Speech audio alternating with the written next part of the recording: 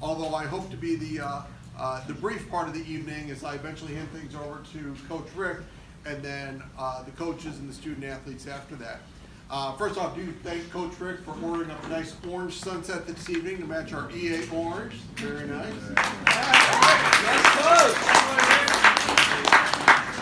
In all honesty, I imagine when Coach gets up here, he is going to probably thank some different people. But of course, one person he's not going to thank is himself. Most people wouldn't do that, and he especially is not that kind of guy. So I want to make sure that I'm doing that. It takes a lot of people to make a successful athletic season. A lot of those people are seated or standing in this room this evening.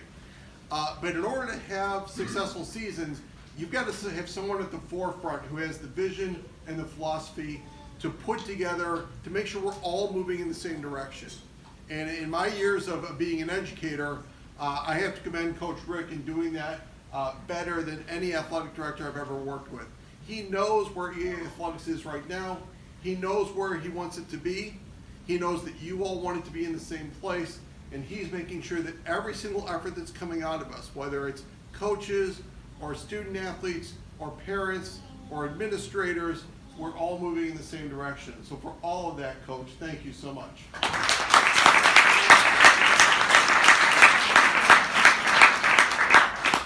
And I would like to just say a few words that will connect with students perhaps, because earlier this week, as all of you are aware, we've been working with a new mission statement this year. And I did take some time this past Monday to talk with our students about our new mission statement. And while our new mission statement is not representative of any change that EA has made, but it's that we've found a better, more succinct way to talk about ourselves. Inspiring students to become our creative, courageous, and compassionate future. And I know when I spoke with students at Assembly this week, probably a lot of my talk was focused on the academic realm, because of course that was during the school day.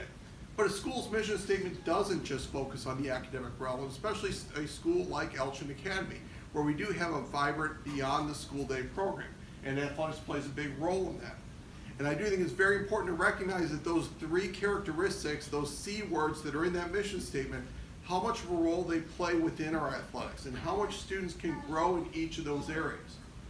Courage. I know a lot of times when we think about the word courage, we think that we equate it with bravery or danger or going into battle or something like that. Courage to me is shown by our student athletes at any time they go on the court or the field or the race course or whatever it might be. Because not only are they playing a sport that requires skill, they're doing it in front of an audience. That can be pretty anxious. I myself participate in one competitive athletic event each year. That would be the student-teacher volleyball game. We won. I don't need to be reminded, but yes.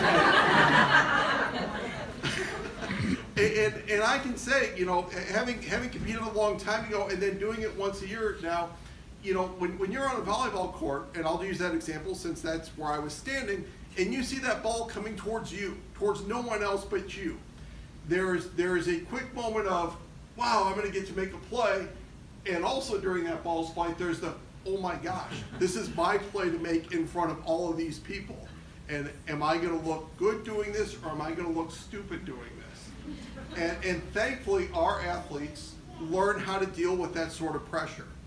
It may not always end up well. You may go to spike a ball and end up in the net, perhaps, and have some referee call that on you. I'm sorry. I didn't mean it. That's okay. But the thing is, you do that enough, and I'm sure our athletes are beyond that because they compete more than once a year, and that becomes second nature to you. And sooner or later, you start to shut out that audience. In fact, you hear about professional athletes talk about a lot of times getting in the zone where they totally forget everything that's going on around them, and they're focused just on that. It takes a lot of courage to get to that point, and our athletes do show that. Creativity. The students, I talked with you about creativity earlier this week, and I asked students, what do you think of when you think of creativity? And appropriately, they say fine arts. Understandably, because a lot of times we talk that creativity that students show in an art classroom, or that they show in a theater classroom, or music, or videography. Those are just places where we naturally talk about creativity. In the educational world, in the academic world, to create something is actually, in some areas, considered the highest form of learning. because in order to create, you have to have all your foundational skills built up. I myself, as a math teacher, am most interested in getting my students to the point where they can create unique solutions to problems and then create the next set of questions, create the next set of problems. Creativity happens on athletic fields as well. But the athletes who can be the most creative are not necessarily the most talented. They're the ones who have built those foundational skills. They have practiced the drills, they have practiced their skill sets, so they have that foundation. They've also built up their stamina by staying in shape and making sure that they can outrun and outlast other players. And at that point in time, they can hit that level of creativity.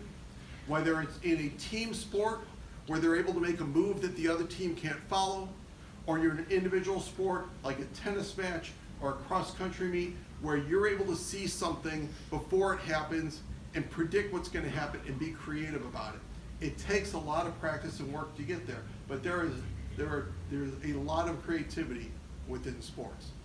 And then finally, compassion. Our students show and grow compassion because sports can be tough. As Wide World of Sports used to say, it's the thrill of victory and it's the agony of defeat. And in every competition, somebody is experiencing the, quote, agony of defeat. Now, quite often we hope it is the other team, but it's not always the case. Regardless of who is, we need to learn how to be compassionate, and I believe our student athletes do know how to do that. How to be compassionate with each other. I see that if something goes wrong, whether it's a full-on defeat or a miscue during the middle of a match, that our students understand you don't get on that person. You don't get angry at them, you don't get upset at them. Number one, because they're your teammate, and that's not going to help them or you out, they're your friend. Number two, because you could be the next in line to make that same mistake. But there is also a compassion that we show when we win, because we understand what the other team is feeling at that moment, because we felt that feeling as well. And so understanding what it means to be a good winner and how to celebrate appropriately in front of the other team and the other fans. It's so important and something I see happening here all the time. And so I really appreciate that athletics is a place where our school's mission continues to thrive and grow and build our students into be solid citizens, to be our creative, courageous, and compassionate future. And with that, I'd like to welcome Coach Williams up to the podium.